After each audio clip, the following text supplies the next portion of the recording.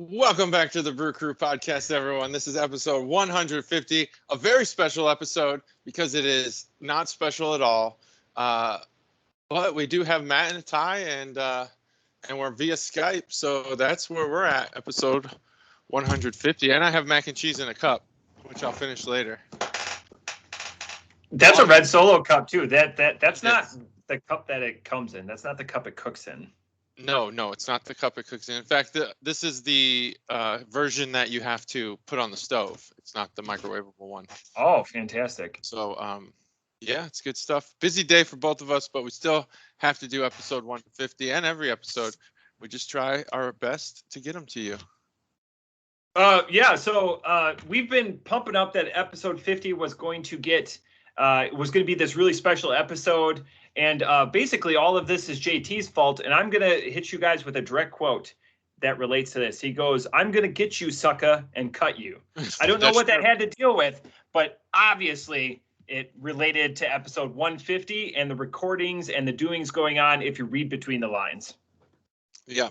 So that was, I was actually doing what you did to me this morning, and I was just reading lyrics from ICP song. Is that an ICP song? That would be hilarious. I'm sure it is. I have no idea, but I'm going to get you, sucker, and cut you has to be a line in an ICP song.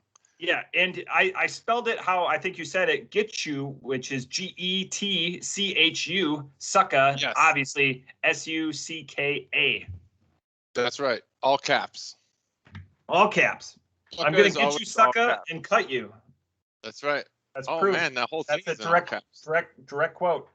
It's not bad handwriting. I envy good handwriting because mine's terrible. It's all caps over here. But let's not. Go ahead. I was going to say, let's not bury the lead, JT. Let's not bury the lead. Tell me about what you did the last week in 5 or less words. Oh my gosh. 2. Yeah, that's. Oh shit. That's it. I've gone over. What a week that was. That was a good summary, though. Oh my gosh. Shit. That's it. That's what I did. I went to Gatlinburg with my family. We went to the Smoky Mountains, and we also did take a trip over the mountains to Asheville. How far is that? It took 2 hours. 2 hours. Okay. So 2 hours for a beer tourism trip, essentially, right? You weren't going to Asheville to like take in the sights or anything. It was for beer. Yep. So 2 hours for beer tourism. Wow. Yeah. That's longer than I've ever gone. So that's awesome. I think my mom intended it to be more of a day trip, like a day long thing where we meet up, have some food in between all of the brewery hopping. But she took the kids zip lining, and we went to the breweries, and that we just ran out of time. It just took all day. And there's it's like a whole series of events that happened. The weather was kind of crappy the first day, and then it kind of pushed a lot back. Well, on Thursday, we were trying to do, those mountain coasters and stuff. Yeah. Those are awesome. So we were trying to do that, but we couldn't because it just got too late.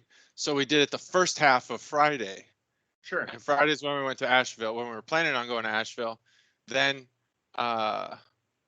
we left for Asheville after we did the mountain coaster and the whatever the other thing is, the sled that you go down a mountain on. Basically, you go down mountains. That's pretty much what there is to do there.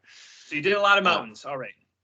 So what wound up happening was we just went to a few select breweries that we had hand selected instead of trying to hit all of them, or not all of them, but a lot of them. And then we just went home. Okay. We went to the Wicked Weed Funkatorium. Awesome. We went to Highwire. We went to Green Man Brewery, and we went to Burial. So you went to 4. Went to 4. Highlights, lowlights, and then at the conclusion, I want you to rank them. So because many I don't know, highlights. No pre-production. I can rank them right off the bat, actually. All right.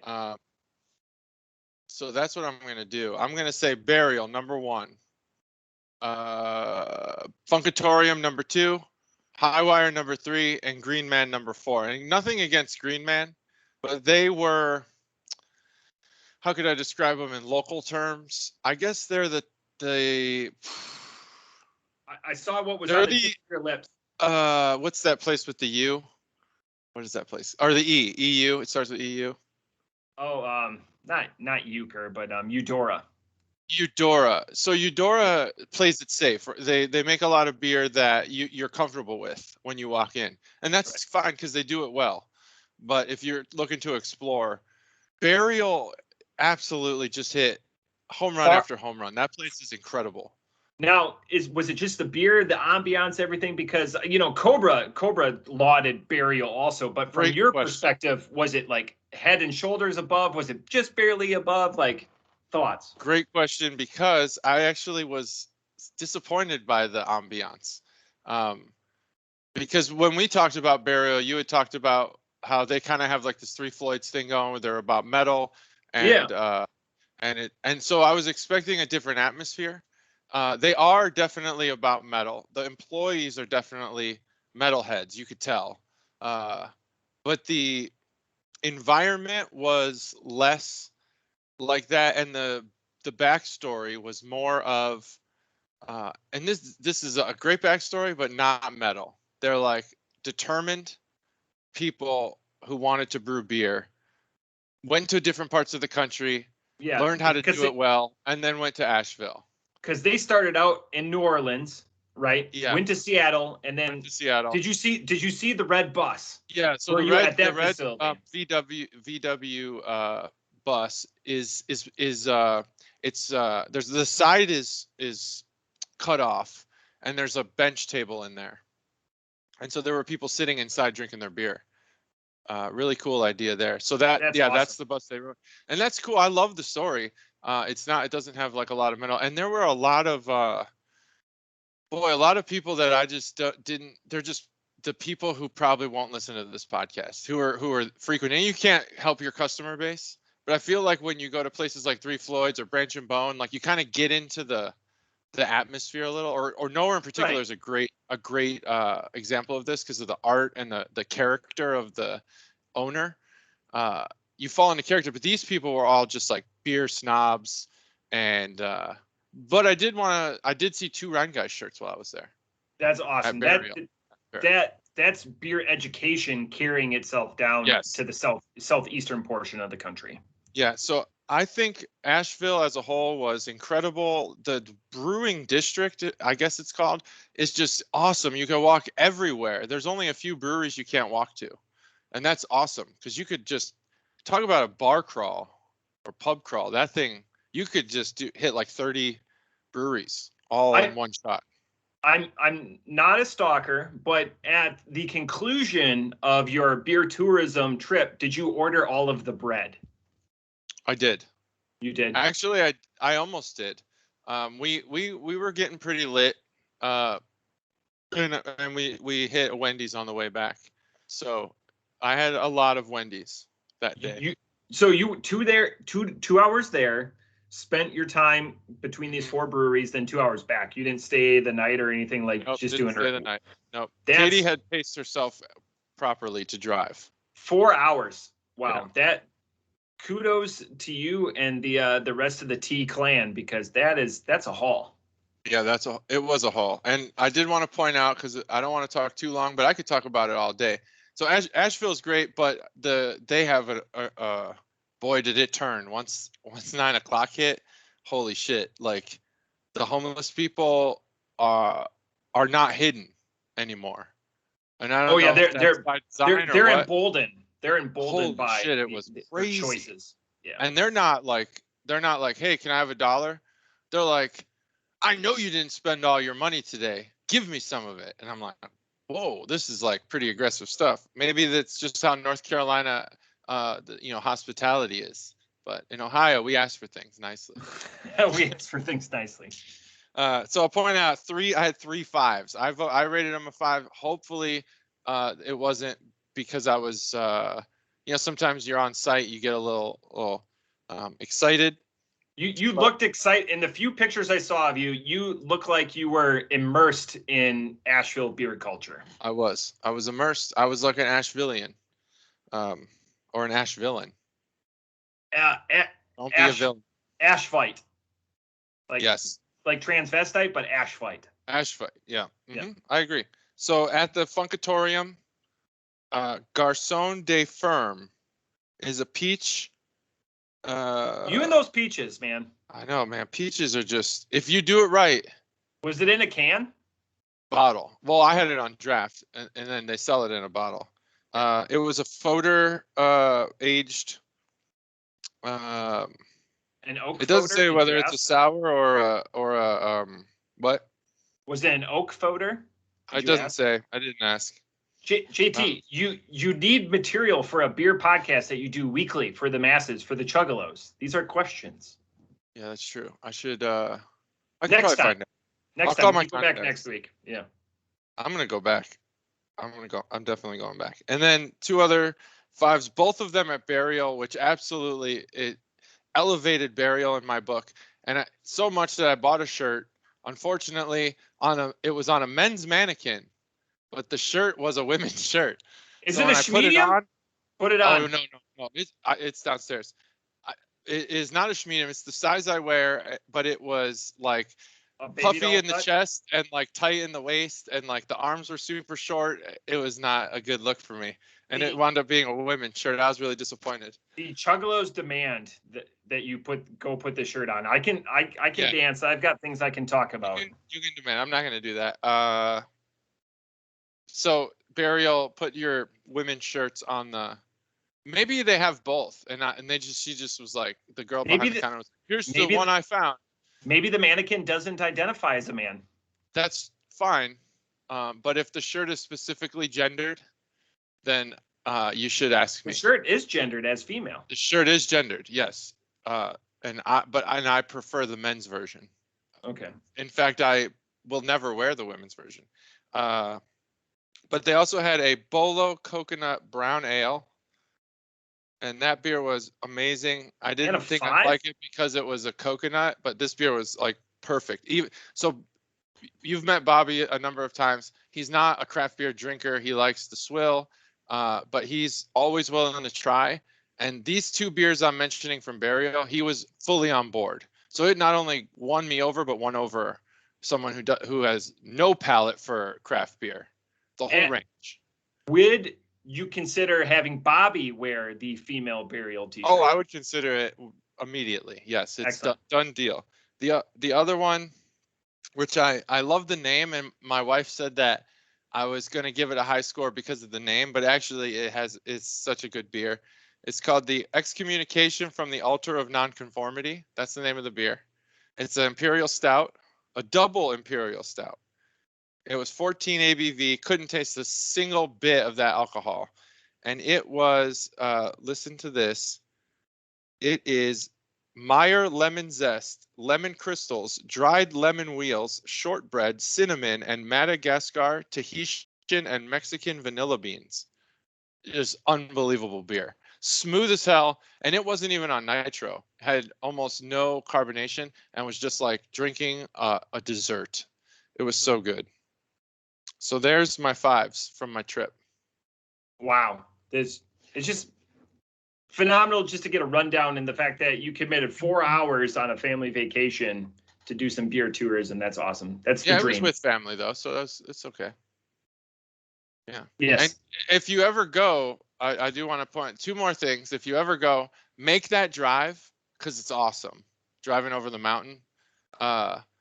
And 2, when you get to the top, there's a pizza place that you wouldn't expect to be there. Totally out of place.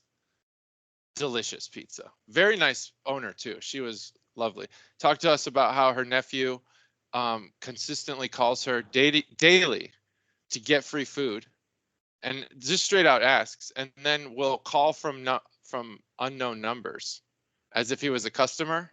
That's awesome. Because she's on to him. It was awesome. Great story. Great pizza. Yeah. So make that drive. It's a fun drive if you like scenic drives. That's it. That's my trip. That's awesome. So I'm just gonna run down 2 quick hitters. Okay. It's official. We're in August now, so I have confirmed sighting of the first pumpkin beers. They're already out. Oh, August. So I think they've been out for a couple of weeks, but I've had people just today on my way home send me, hey, this is going to be something to talk about in the pod. So I hear you. And then 2, our episode at with Dr. at the Broken Drum Bar, we got a nice bump on that. So thank you. Yeah. Thank you all the commentary that came out on that. We threw that together. And that happened to be a pretty legit episode. So thank you for watching that, Chuggalos. Yeah, it was a wonderful episode. Boy, did we nail that the posting of that episode. How so? Like expand. I had like almost no internet. My internet gotcha. Basically like dial up or worse the whole week, but I had posted it just like you had on YouTube. You'd posted it private, right? And just basically unlocked it on Tuesday. I did the same thing. It worked so flawlessly. I can't believe how well it worked. I thought I screwed up at first because I wrote myself. I was like, "Don't do it till Tuesday." JT and I talked about this. Don't do it till Tuesday. And then I went and I was like, "Oh shit, where's the video?" So I thought I was gonna have to re-upload it again, and it's a massive 15. Yeah, that one was a long, big one. Yeah. And I was like, I know I uploaded it, and then I just clicked on another icon because I'm obviously, and somebody just recently told me that people go to YouTube for edited videos. You guys, the Chuggalos, are getting unedited videos. We apologize. We're busy in life. I'm just not that good at that stuff, but I just clicked one more thing and it happened to be there. And I just went from private to public, just like JT asked me to do, and boom. So I'm glad it worked out. We got a lot of good commentary on that. And we appreciate you guys for filling us in on that. We do 100%. All right. I know you said you wanted me to talk about the Cubs, but I figure you might want to get into the beer. We can talk about the Cubs as a backdrop because I feel your pain. But the first beer, JT, what beer do you think I'm going to go with? Oh man, these both look very interesting. There's a specific order here, my friend. I think that you're going to go with they're both. I think you're gonna go with the sour first. 100%, yes. Wow. So our first beer. So JT, virtual high five. Hey, as a teaser to what the other beer is, when you make a peanut butter and jelly, which do you spread first? Oh, this is a great question. The only time I get to make them are for my girls on the weekends because they can't have them at school. I will mix it up. I'm not. Oh man, I always do the peanut butter first for some reason because not. Do you use the same knife? I use the same knife. Gotcha. So you can scrape the peanut butter off much easier on the jar of peanut butter than you can the jelly. And our jelly's a squeeze bottle, so you can't really scrape the knife off. So my 2-year-old is 1 piece. My 5-year-old is 2 pieces. So if I clean it, I just clean it on the second piece of bread. That makes sense. That's interesting though. So, gosh, that's a good. I've never thought of it just because I mix and match. So, good to know. But we keep both peanut butters in the house. We keep both crunchy and creamy. Oh yeah, both. We do too. You know what? I don't even think we need the creamy. But I think someone in our family likes creamy peanut butter. So, all right, on to the first beer. This is Drekker Brain Squeeze. This was brought to you by Chuggalo Dave. Chuggalo Dave's been asking about this. So Chuggalo Dave went to North Dakota. So we did Drekker a few episodes ago, and it was ectoplasm. And it was kind of their standard, but they're really known. And let's go with the crack. Let me sheathe this thing. 3, 2, 1. Excellent. And this is a Brain Squeeze. This is a series. This is their Blackberry Cucumber. Comes in a 16-ounce can. Rings in at 5.2% ABV. And again, we covered them on 137. But I didn't have my research because I didn't realize that I was going to be presenting the beer that week. So I scrambled and I was like, hey, I've got this real highlight beer. So I'm going to do the website review brought to you by Fudge Frownies. Fudge Frownies. Fudge Frownies. Yeah, the already shit in pair of underwear. So like if you just ever need an excuse to get up, buy a pair of Fudge Frownies and put those on and say that you have to excuse yourself because someone shit in your pants. All right, you can find out. You can. That's pretty good. You own a pair of Fudge Frownies? Yeah. I kind of popped you on that one. I might need them. I'm super excited. So anyways, you can find out more about Drekker at drekkerbrewing.com. Just kick off that www. And the nice thing about this is it's all Viking related. So Vikings from the north, typically more associated with Minnesota, just because of the Minnesota Vikings and all the Vigens up there. But this is just right across the border. So for geography, Fargo is just right across the border from Minnesota. And it's their tagline is, if Vikings had tap rooms, they wouldn't be so pumped about Valhalla. And I like that. You go into the history, it's just average dudes. They're not like metalheads or anything like that. That will be, again, more into the can art boner segment, but with an amazing concept. So I think that this concept and the desirability of their beer is unparalleled. Well, not okay. There's a couple out there. I would say like 450 and stuff like that, like the real slushy, like the people that make the Warhead beer out of New York. Mm-hmm. And the one thing that resonated to me from their website, again, brought to you by Fudge Frownies, is the more stories, because they don't have a lot about them on the website. It says more stories if you come to the brew hall or just wait for the Lifetime movie. That's what they say? Wow. 100%. So anyways, well, that's actually ominous, because you don't get a Lifetime movie made about you if you're a man, unless you're the aggressor. So that's not a for this movie. This is a positive. This puts men in a positive light. That's good. All right. So what's your rating on the website? Oh, okay. So I finally came up with like a legitimate sponsor, and then I forgot about the rating on the website. So I was expecting a little bit more on the website. Again, doing my research, I'm going to give this 3 out of 5. I don't know what the expectation was there, or the anticipation wasn't met with what actually is on the website. Again, Drekker Brewing. I almost said Brekker Brewing, and I've only had a couple of drinks of beer. So drekkerbrewing.com. So 3 out of 5. 3 out of 5. All right, cool. This is the Can Art Boner segment, and this was from Dave.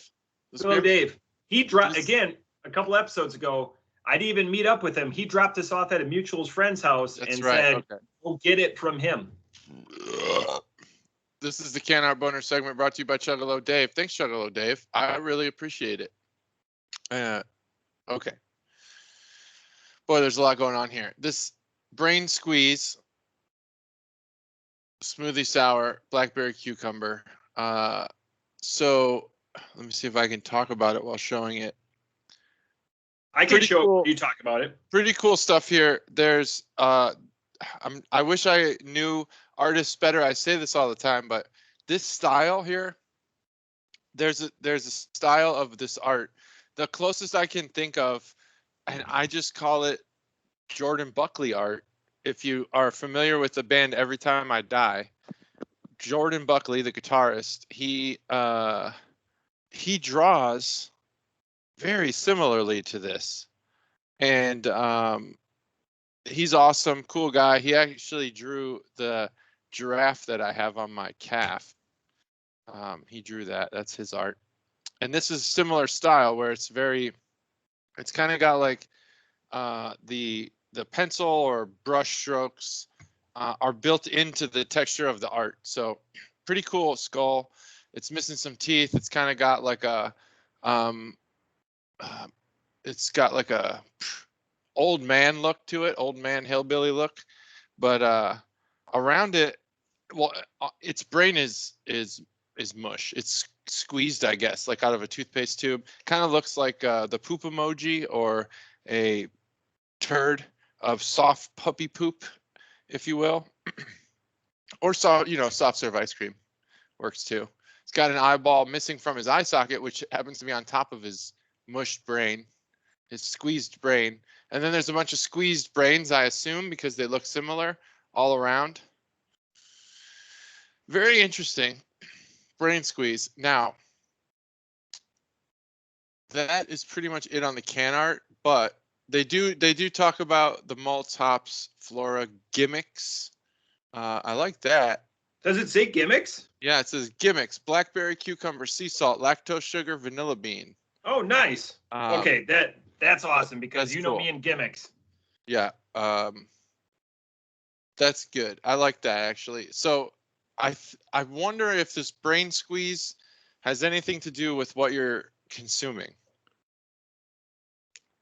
because this beer is a mind fuck. It is so weird. I'm not sure how cucumber juice does in the fermentation process. I'm not sure if the juice has the same reaction that the cucumber itself would have, like being pickleized. But the closest thing to this that I can think of is the Urban Artifact pickle beer. So if it is indeed fresh cucumbers, then this beer is pickling itself, and that's pretty interesting. But the sea salt sticks out. Like the can art butter segment. Let's close that. It's closed. Dave did it. Thanks, Dave. Man, what a weird combination here. Vanilla bean, cucumber, sea salt, and blackberry. Let me think. The salt really sticks out. The cucumber is pickles, or at least it's what the history of my beer drinking has associated with that Urban Artifact pickle beer. But a lot lighter, way lighter, not as in your face. I don't really taste the blackberry. There's a thickness to it on the tongue, which I assume is the lactose. Vanilla, I wonder what that's doing here. It's definitely smoothing it out.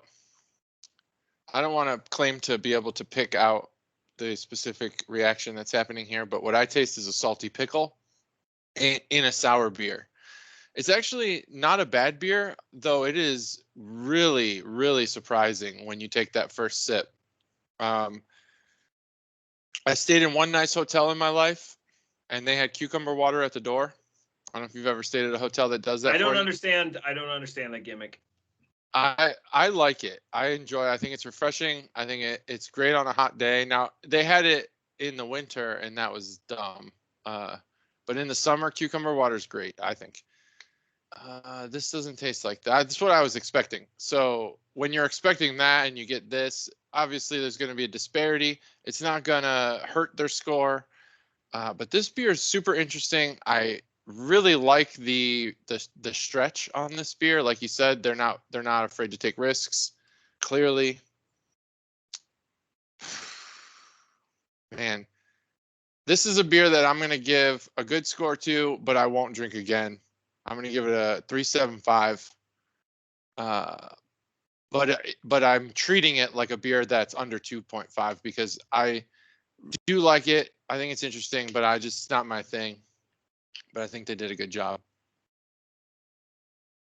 So crazy story. Do you remember 2 years ago we did a Bobo in Cincinnati, and we had the aforementioned How could I forget? Urban Artifact pickle beer? Do you remember for $5, JT, what you gave that beer on I probably Untapped? gave it under a 1. Was it 0.25? It was a 0.5. 0.5. All I've right. come a long way. So this beer is better than that one, you would say? Or, I mean, it's been 2 years. It was July 12th, 2019, so almost 2 years. Yeah, I think it's better than that beer for sure. And I've grown a lot since then. I think I might need to try it again. I had my first glass of wine yesterday, by the way. I buried the lead on that one. Nailed the flavor profile. This podcast has made me an expert. White or red? Red. Chilled or yeah, room temperature? Yep. Okay. Yeah, I think. Was it cold? No, I don't think it was cold actually. What type? It was. I'll find that information for you. All right. So it was memorable. All right. No, I hated it. Boys, girls, chuggalos of all ages. Off the top rope, I give this beer a 3.5. It's crushable, but I don't want cucumbers in my beer. I want them to be more of a pickle. So I want more of that salty brininess.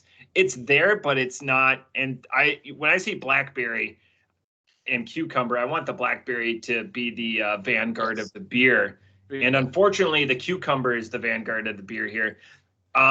Back to where extremely crushable. This is a perfect summer beer. I know we used to talk about like scenario. If I get out from a lawn mowing, doing yard work or whatever, this 16 ounces is going down super quickly because it's not very effervescent, and you'd be able to, again, you could kill this can in easily one sitting. It feels more of like a healthy replenishment type, which is a benefit when you beer, but it's not necessarily a positive, if that makes sense. So again, off the top rope, 3.5. Gosh, these two Drekker ones that I've had, I've really wanted to like them more. Like I've just wanted to be like, home run, home run, home run. And they're just not there for me. Chuggalo Dave, I appreciate the shit out of this. It's just the cucumber. This was an experience though. The experience of drinking this beer is a 5. But the beer itself is a 3.5 to 3.75. Yeah. So we're copacetic. JT's just sounded way more positive and uplifting than my score. Well, I don't want the Chuggalos to think that if they give us a beer that is, low scoring, that we're ungrateful. We are totally grateful. I don't think. Oh no, no. He knows better. He knows. More blackberry. On to blackberry beer. Yeah, so pickly. Number 2. Look at that. Who needs to edit it when I've got sweet effects like that? That was really good. This one. So I was more excited for the Drekker than this one, but this is a beer that I've been talking about for a long time. Chuggalo Dave, as a history on this one, this is Urge Tracker. So this is a gas station beer. Urge Tracker's Peanut Butter Ice Cream Stout. I didn't even know it was a peanut butter ice cream stout until I looked at it today. And I've had this for a couple of weeks. So it comes in at 6.8, so it's not too hateful. Oh, yeah, that's interesting. Which is nice. It's more like in that healthy IPA range, like 6.5 to 7.5. Stouts you see typically north of 8, but I mean, it's not unheard of. Mm-hmm. It's technically a carbon 4 beer, which we've had before. So Wisconsin talk. Quick Trip is the best gas station in the state. They're all over the state. They partnered with Carbon 4, and you can find out more about this partnership on, again, knock off the www, Carbon with a K, so KARBEN4.com/Urge Tracker, Urge, because their pizzas and their chips for Quick Trip are called Urge Tracker. Wow, I did not know that. And so this is 100% a gas station beer. So if you just go to their website, and so the website score isn't going to be very good because it's just an offshoot of a Carbon 4 beer. So it's just got logistics and FAQs. Mm-hmm. It goes attached to this blog as a delivery schedule. Please use the delivery schedule to responsibly seek out this beer. Minnesota can't accept this beer because the alcohol is above 3.2, and their gas stations, you have to go to a liquor store in Minnesota because Quick Trip is in Minnesota. Carbon 4 doesn't distribute to Iowa, so they're already making apologies because how demand this beer is and how many people just love their Quick Trip. Like my wife just loves going to Quick Trip for coffee. And it goes, please be patient. Unlike Quick Trip stores, beer is delivered and merchandised by a third party. So Carbon 4 has 11 people or wholesalers in Wisconsin, and all of them are working because to meet the demand of this beer. I went to Quick Trip so many times and I never saw it, but I knew that Dave had some for me when I would stop by our friend's house. So again, let's go with the crack. 3, 2, 1. And I'm going to keep talking so JT can disseminate this beer across his palate. The nice thing about Quick Trip is they're starting to, like, their off-brand, their roundies, their off-brand stuff is fantastic. You could blind taste test it. So I was excited to see this. Again, it's not brewed by the gas station. It's brewed for the gas station by one of the leading brewers in Wisconsin. They just happen to be out of Madison in Carbon 4. It's brewed by the gas station. That's the message I'm getting. It's brewed at the gas station, in the gas station restrooms. You guys know them, love them. It's like the dankiest truck stop. Dankiest. Yeah, because that's where you get your hops from an IPA. I guess. Oh yeah. Get it from the bathroom. Yeah, and JT, while you're disseminating the taste of this beer and the experience over your palate, I do have one question for you. Yeah. Why is this beer significant?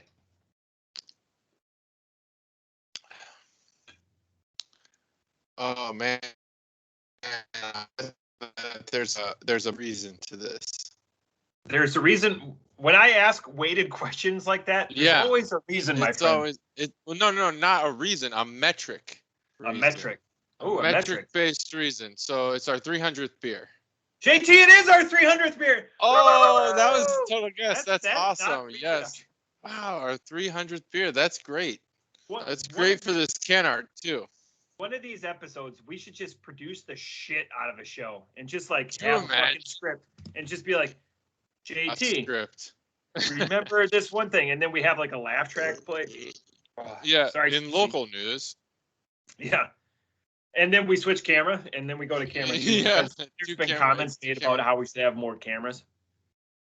Oh yeah, guys, we don't need that many cameras. We just need right now we have 2 cameras. This is a 2-camera show right here. 2-camera, but again, check out Carbon 4 with a K, Carbon 4, and then / Urge Tracker, and all it is an FAQ. We've done Carbon 4 before on the podcast, so but I just wanted to focus just on, because this is the lone beer. They don't have a series of beers, at least that I'm aware of. You are right about the Urge. That's the series they're playing on. Yeah, because like it's Urge chips. It's like you can get like Urge nacho cheese. You can get Urge pizza. You can get Urge sports drink. What are Urge tracks? Is that a ice cream that they sell? It could be. I don't know if they have their own ice cream. I've never. Yeah, maybe. That would be a good. Because synopsis. It says you love Urge tracks. You love beer. Now you love Urge Tracker beer. Yeah. If I was Urge tracks is like moose tracks. If I was a better commentator, I would have researched the name on that. You're a good commentator. I'm good. I'm not great. There's always room for improvement. I like I really like the Olympics just every time, but I like this cross sport, I guess, diversity that they're putting all of these like football people. They got the guys do American Ninja Warrior doing all kinds of stuff. Those 2 guys. Rich Eisen on Peacock has been the saving grace in this out. That's the one I can't. I watched the first day and I just can't handle the ESPN guys talking about their old ESPN. I fuck ESPN. I don't care. Honestly, like I liked what it was back then. Yeah, I loved it back then, but now like I don't care that you are old and don't have a job. Like I love it because that's what made me fall in love with sports is like those 5 commentators, and Rich Eisen is in the centerpiece of that. Like Keith Olbermann and his take. Yeah, Dan Patrick. No, at 100%, it's all Rich Eisen. Those are different. I was talking. I cared about Rich Eisen has a good Rich Eisen. Rich Eisen has a good take on introduction to each sport. He's like, he'll kind of go, oh yeah, I'm learning this too, guys, so bear with me, and then he'll start talking about the sport. But I can't remember who he was talking to, but they were like, oh, remember this back in the day, blah blah blah, and I'm just like, I don't care. I just don't care. Sorry, I don't care. I don't long for the days of your career. Just get to be you, but do it in what I've tuned into. And ESPN's always been a touchy topic for me because not for me in particular, but like my area. And I'm surprised not you, because they don't cover any of the teams either of us like. I don't need that. I want to. I always wanted. I guess you like I want the buffet style. Yeah, because I don't need like the in-depth stuff, because when they do the in-depth stuff, like Schefter's an idiot and like spoiled this whole like Aaron Rodgers scenario, which, by the way, if you haven't and you're a Chuggalo and a Packers fan, there's a couple of you.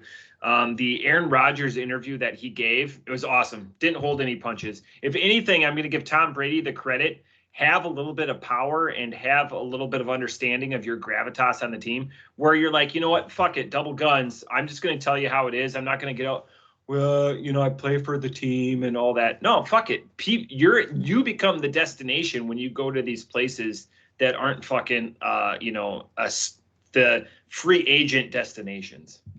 Yeah. But anyways. I don't remember why I brought this all up, other than the fact that I like the cross diversity of they're kind of teaching you, but they're learning too. I don't know why I brought that up though. Yeah. Anyway, this is the Canner Boner segment brought to you by Chuggalo Dave. So did he get you this one too, or is this you? You got He did. He got this. Nope, these are thanks, both Dave.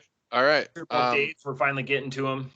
Urge Tracker is a play on the tracker, someone who hunts people. And this guy here, he's a bee. Looks like a bee anyway, and he's got like a Deadpool kind of thing going on. I never even seen. This is why I don't look at cans till you gotta look at cans, man. Really cool aspect of this can art is the spork has a rifle handle, which is cool.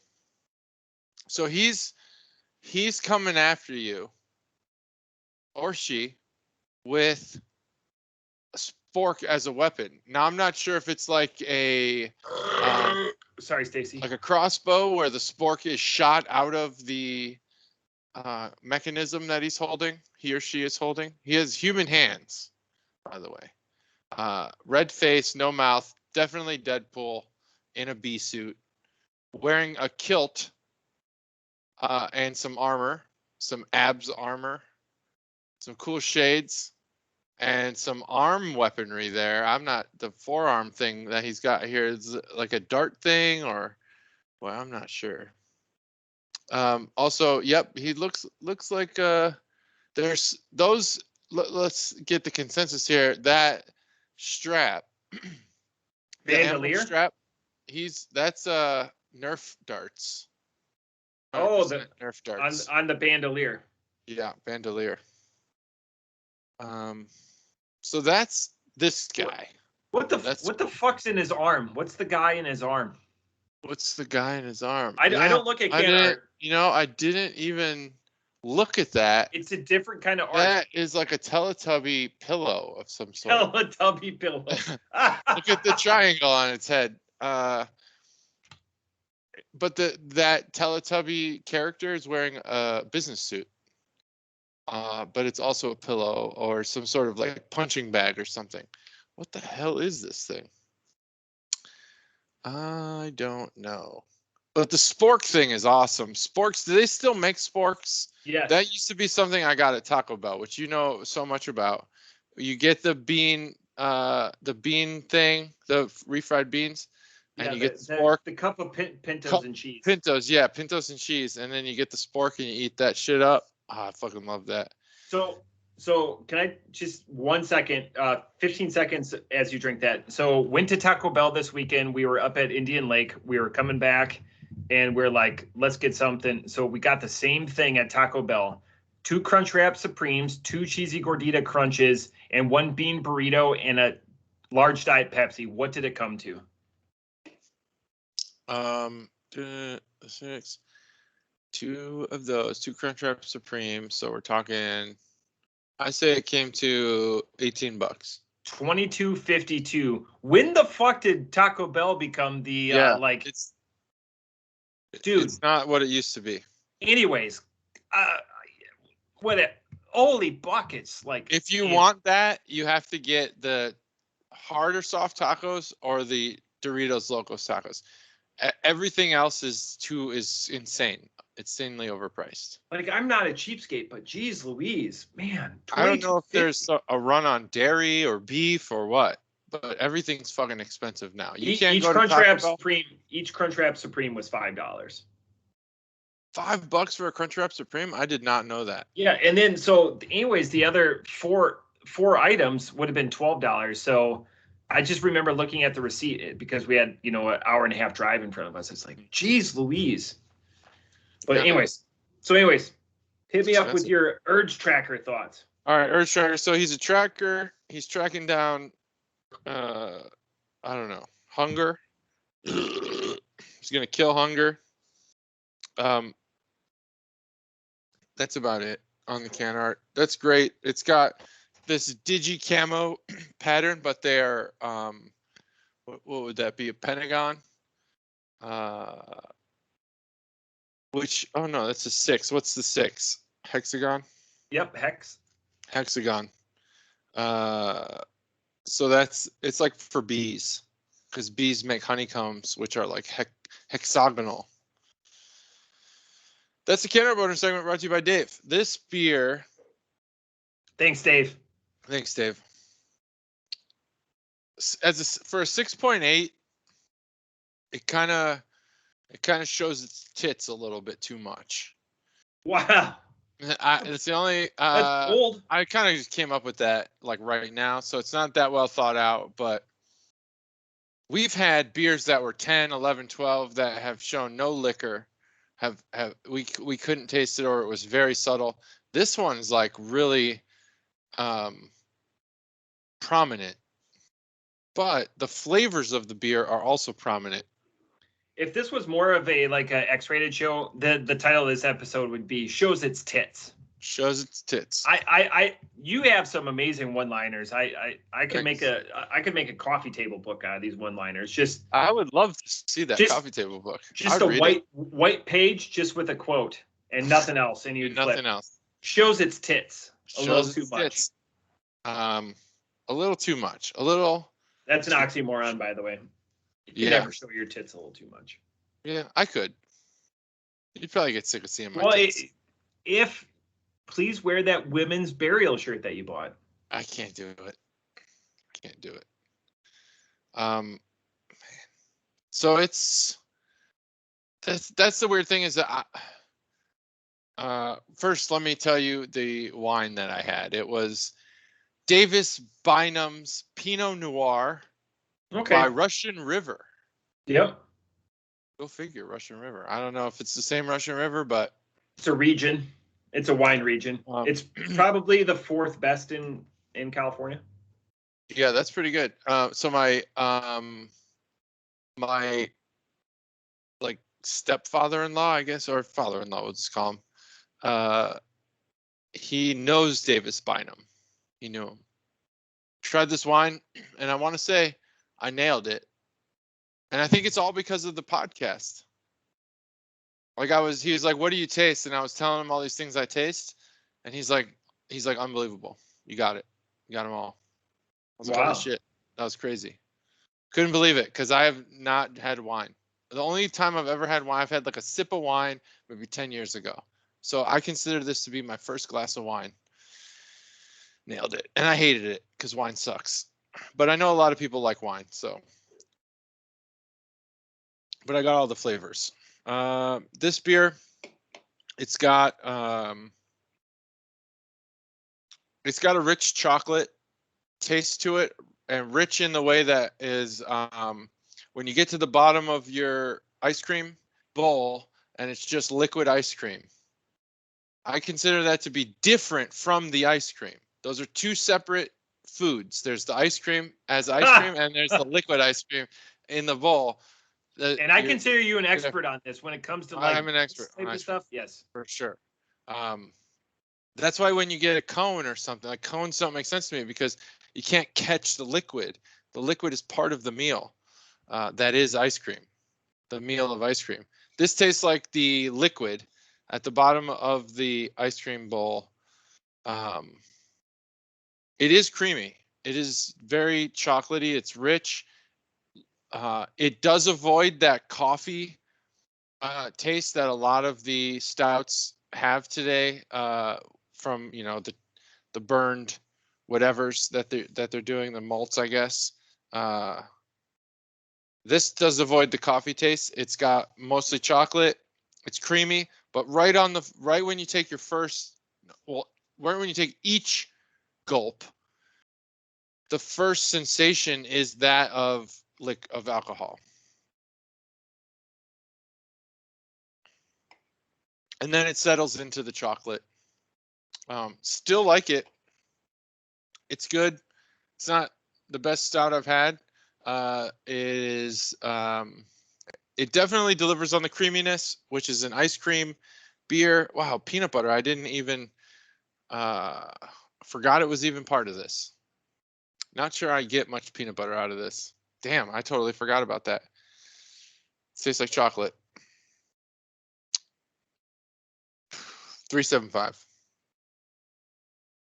2 375 beers today. Sorry, Stacy. So off the top rope, I enjoy this beer. I think the chocolate is more of a dry chocolate because my palate is dry. Ice cream doesn't dry your palate. Nuts do. There's a lot of jokes there, but like if you have like just a handful of nuts, definitely nuts dry your mouth out. Dry and from what I hear. So, but yeah, again, off the top rope, 4.25. I enjoy the shit out of this beer. I'm going to attribute like some of that dryness from like, peanut butter, not peanut butter, but like if you cream peanuts in your mouth without like the I get what you're saying. You chew them. Yeah. But you don't swallow while you chew. Let your saliva mix in. It's like the cracker challenge. Yeah. Yes, like the cracker. Yes. So it's not overpowering you with overt amount of sweetness. It's a drier stout, and I appreciate the unique take on, because I expected this full and super rich beer because you have peanut butter, which implies like the fat Jif or Skippy or whatever, ice cream, fatty, you have all of this stuff, but it's not. It's the opposite. They went the opposite way with it. And I like that. So I guess if I'm going to invoke my interpreting, if that was a pleasant miss, but if they went with like a drier chocolate and accented by the peanut butter, I dig it. I dig it at 4.25. I don't get the booziness that JT spoke so eloquently about. This feels right at 6.8. It'd be nice to like doctor this up with a shot of Screwball. Oh no. Oh yeah. Mm-mm. Oh yeah. Just super chilled or whatever. Yeah. Double down on the peanut butter, man. Double down. Oh, this does taste like Listerman's peanut butter beer, Nutcase or whatever. See, that's what no, I had it a few years ago probably, but so yeah, off the Chuggalo Dave, thank you immensely. This is Quick Trip bringing it home, and I'm gonna be talking to a Quick Trip higher up soon. So I'm gonna be Quick Trip higher up. Yeah, so I know people by marriage, so but yeah, so that's awesome. So again, Chuggalo Dave, thank you. These are two beers that, and he was listening.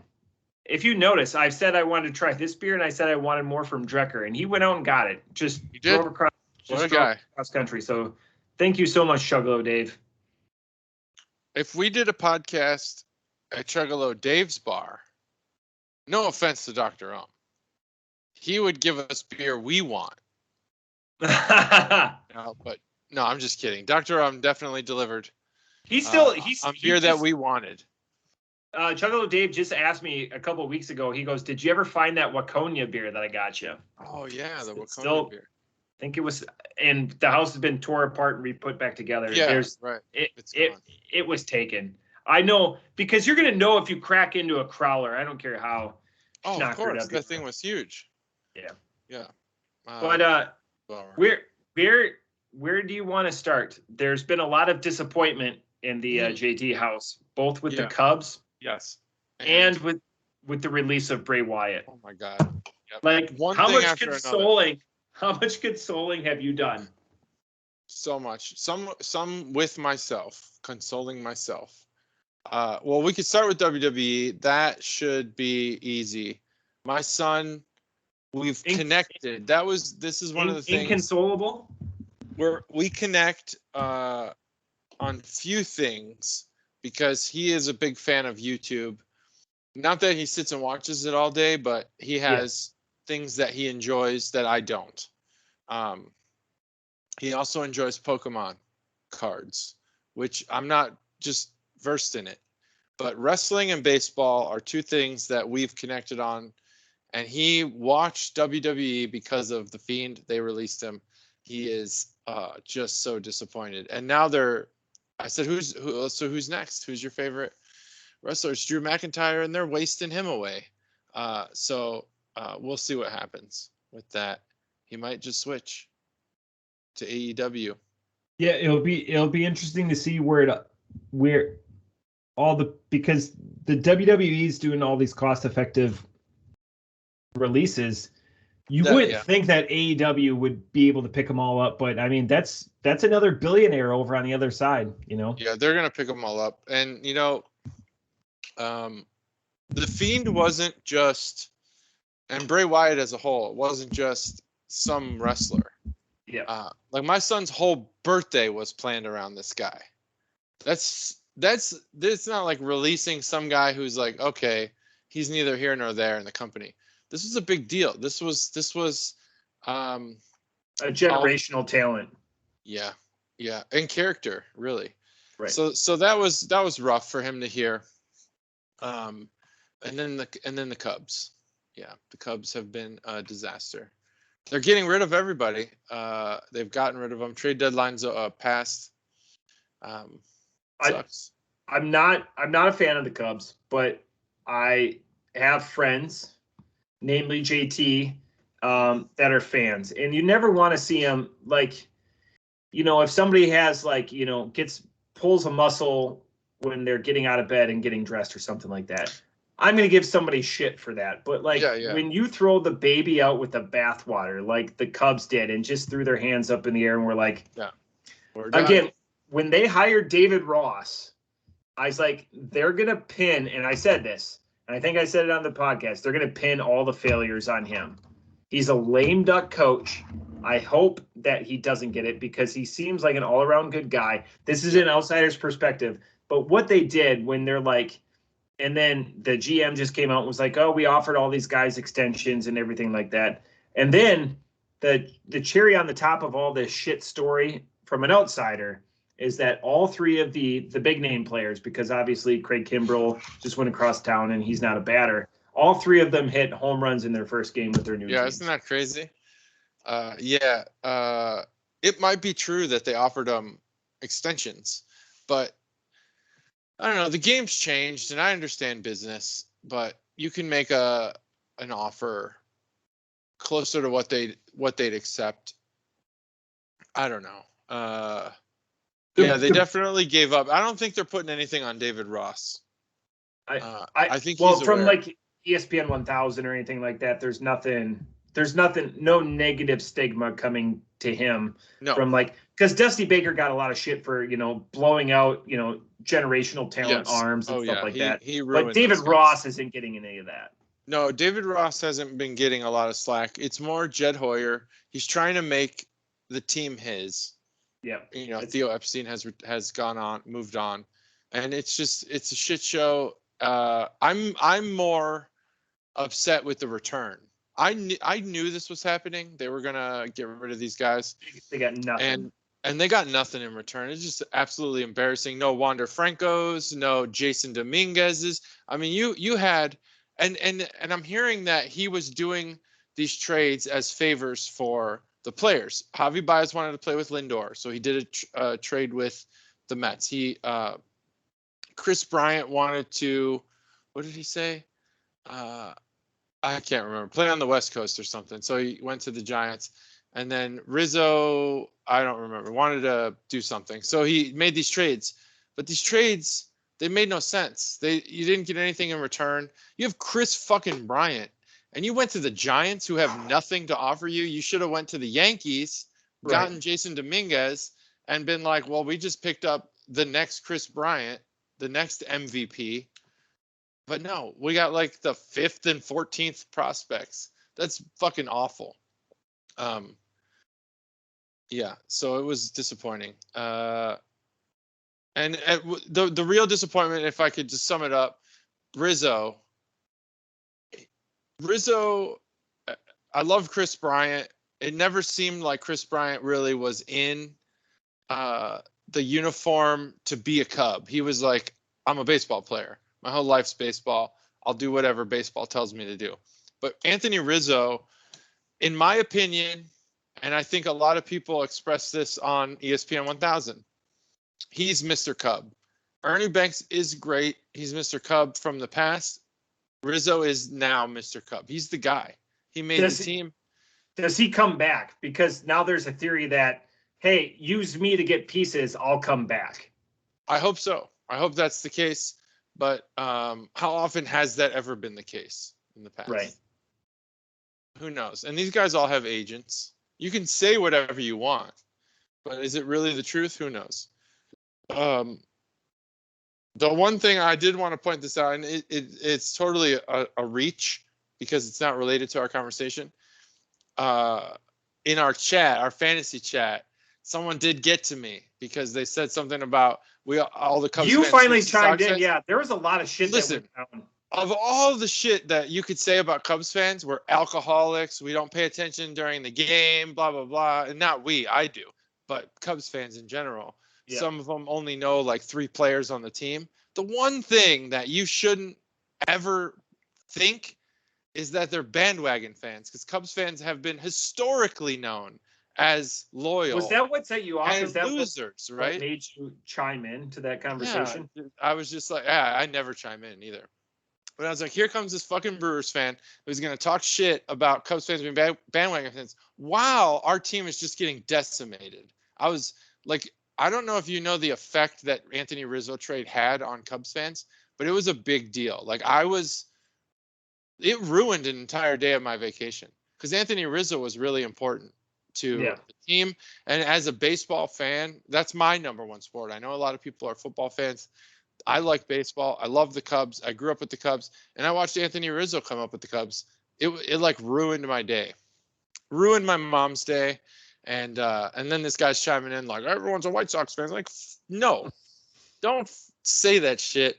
You don't like that's just ridiculous. So yeah, that's what I chimed in about, just kind of firing back on the bandwagon idea.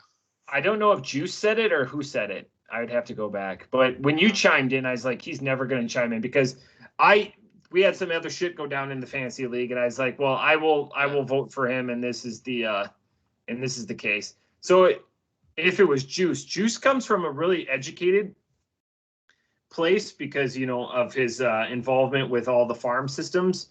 So, but he can overtly be an asshole. He does me better than me sometimes with that gimmick, but. So it was interesting. I'll have to look back. I think it's the thing about, I can tell you who it was. The thing about this fantasy league is that for the most part, I've gathered that most of the members of this league understand baseball. Yeah.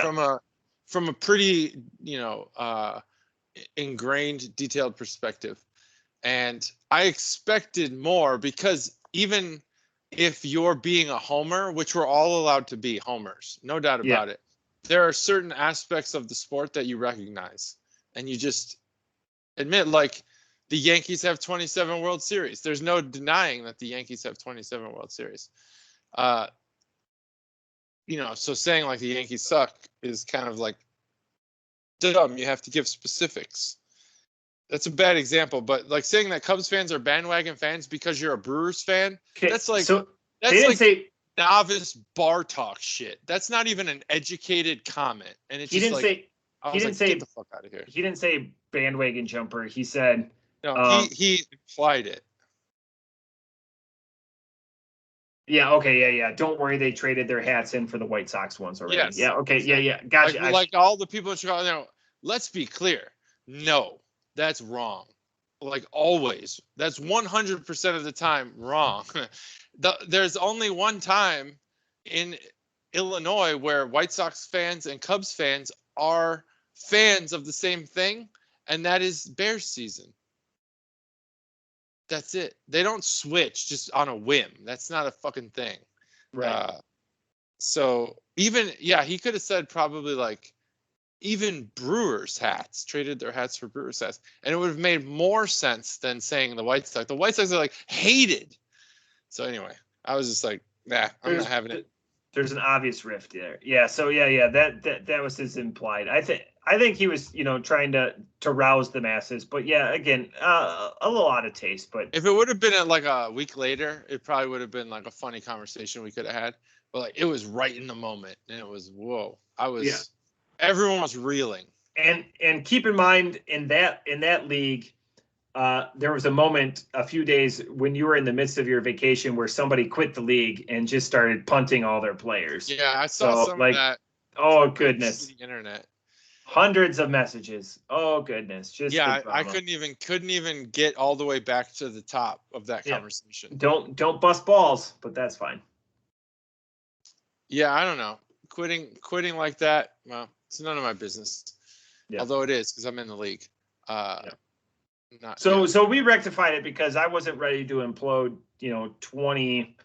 I think I've been in that league 24 years, 25 years. I wasn't ready to implode that amount of history. 24 years. I think I started in 15. Yeah. Wow. So let's get your perspective. So you're a Brewers fan. Yep. And you have Robin Yount. He's at the end. He's 33, 34 years old, somewhere around there. Maybe doesn't have the power he once did. Leader of the team. Yep. Lifer. Yeah. Lifer. Team trades him. Again, trades him for trash. Yeah. For the 5th and 14th prospect on the Yankees. It's like Paul Molitor and stuff. Yeah. What are you thinking? What are you thinking in your head that happens? And we've had a questionable GM, and like everyone lauded, like when John Axford, came back to the Brewers, and that was awesome because that brings back a bright spot, and they got him for $1, and that trade's going to go down in history, but yeah. So no, when you put the shoe on that way, yeah, no, you'd be ran out of town. Yeah, I think. And again, as our main competitor and the friendship that we've had for 7 years, my heart bleeds for Cubs fans. I understand. I have other friends that are Cubs. I understand. I don't agree with Justin about like rubbing your noses in it, because it's brief if it is, but it's not in the moment, and you don't get completely gutted like that. Maybe football's a different sport, but we've been lucky because we've had 2 generational talents at quarterback. But God, that baseball is far and away like that town's identity is the Cubs. From an outsider's perspective. So in the summer, it's the Cubs. It's the Bears in the winter. But yeah, we gave away Gleyber Torres for Aroldis Chapman. That's a good trade. Yeah, that's a reasonable trade. At the time, Torres was like number one or through 3 on the prospect list, depending on what list you were looking at. We couldn't do the same fucking thing for Chris Bryant, the guy who won Rookie of the Year, MVP, having a pretty decent season. He's probably sub 300, but everyone's sub 300 this year. You're fucking Chris Bryant. For God's sakes, you can't get like a number 1 pick from a team. You got to get these shit picks. Everyone wants control, man. I don't give a fuck. We got Aroldis Chapman for half a season and gave up the farm, and then the next year did the same thing with Jose Quintana, and gave up Eloy Jimenez. Eloy Jimenez, miss him. Anyway, we could have got more from the Yankees if they would have packaged Rizzo and Bryant together, but jeez. Jed Hoyer thinks that he's doing them a favor, and in turn, he's not doing anybody a favor, including himself. Not doing his own fan base, and that's, the consumers. Mm-hmm. Well, what you got? Anything else? Emotional roller coaster today. Yeah, that was emotional. A lot of highs, a lot of mountains, and a lot of valleys. Just like Asheville. Stop and grab that pizza. Stop at the top of the mountain, grab that pizza, go back down, get some beer, come back up, get Wendy's, go back down. You're in Gatlinburg, where everyone smokes. welcome to those. How many people smoke cigarettes?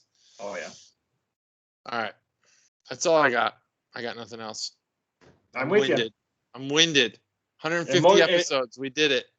Woo! 4 years. Well, that's coming up in a couple of weeks. That's another momentous occasion. Yeah. All right, we'll do a momentous occasion for that one. Yep. Cool. That's it. Take us home. Yeah, that's it. I mean, that's episode 150. I thought I took us home already. We're home. Kids, we're home. Wake up. Wake up. Slam car doors. Bye-bye. Slam car doors. Yep. Bye-bye.